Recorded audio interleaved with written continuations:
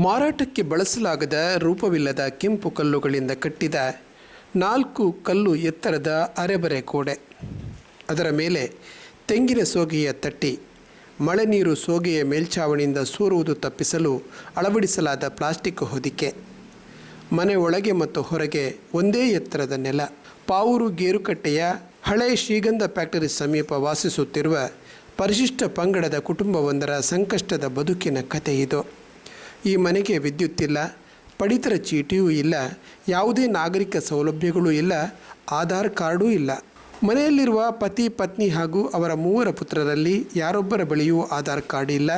ಶೌಚಾಲಯ, ಮನೆ, ವಿದ್ಯುತ್ ಸಂಪರ್ಕ ಮೊಂಬತ್ತಿ ಬೆಳಕಿನಲ್ಲೇ ರಾತ್ರಿ ಕಳೆಯಬೇಕು.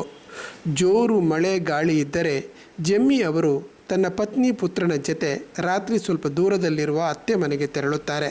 ಪಡಿತರ ಕಾರ್ಡು, ಅಡುಗೆ ಅನಿಲ ಸಂಪರ್ಕ ಇಲ್ಲ. ಈ ಕಾಲದಲ್ಲೂ ಮನೆಯಲ್ಲಿ ಒಂದು ಮೊಬೈಲ್ ಕೂಡ ಇಲ್ಲ. ಮನೆಯವರನ್ನು ಸಂಪರ್ಕಿಸುವವರು ಮನೆಗೆ ನೇರವಾಗಿ ಭೇಟಿ ನೀಡಬೇಕು. ಜಮ್ಮಿ ಕುಟುಂಬದಲ್ಲಿರುವ ಏಕೈಕ ದಾಖಲೆ ಮತದಾನದ ಗುರುತಿನ ಚೀಟಿ ಮಾತ್ರ. ಜಮ್ಮಿಯವರ ತಂದೆ ಇಸುಬು, ತಾಯಿ ಸಿಸಿಲಿಯಾ ಇದೇ ಭೂಮಿಯಲ್ಲಿ ಹಿಂದೆ ನೆಲೆಸಿದವರು. ಇವರದ್ದು ಕ್ರಿಶ್ಚಿಯನ್ ಧರ್ಮಕ್ಕೆ ಮತಾಂತರಗೊಂಡ ಕೊರಗ ಕುಟುಂಬ. ತಂದೆ ತಾಯಿ ಇಬ್ಬರು ಅಕ್ಕಂದಿರು. ಓರ್ವ ತಮ್ಮ ನನಗೆ 3 ವರ್ಷದಲ್ಲಿ ಇರುವಾಗಲೇ ತೀರಿಕೊಂಡಿದ್ದಾನೆ. ಬಳಿಕ ಅಜ್ಜ ಉಪ್ಪಿನಂಗಡಿಯಲ್ಲಿರುವ ಮನೆಗೆ ಕೊಂಡೊಯ್ದು ನನ್ನನ್ನು ಸಾಕಿದರು. 7 ವರ್ಷ ಹಿಂದೆ ವಾಪಸ್ಸಾಗಿ ಇಲ್ಲಿಗೆ ಬಂದು ನಮ್ಮ ಜಾಗದಲ್ಲಿ ನಿಂತು ಕುಟುಂಬ ಜೊತೆಗೆ ವಾಸವಿದ್ದೇನೆ. ಇಬ್ಬರು ಅಕ್ಕಂದಿರು ತಮ್ಮ ಕೆಲವೇ ದಿನಗಳ ಅಂತರದಲ್ಲಿ ಸಾವನ್ನಪ್ಪಿದರು.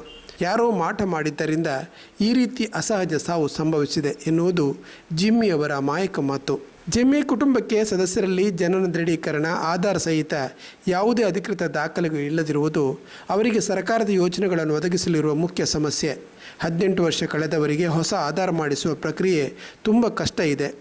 ಮನೆಯ 3 ಸದಸ್ಯರಿಗೆ ಆಧಾರ್ ಒದಗಿಸುವ ಪ್ರಯತ್ನ ಪ್ರಗತಿಯಲ್ಲಿದೆ ಎನ್ನುತ್ತಾರೆ ಟ್ರೈಬಲ್ ಆಫೀಸರ್ ವೀಣಾ.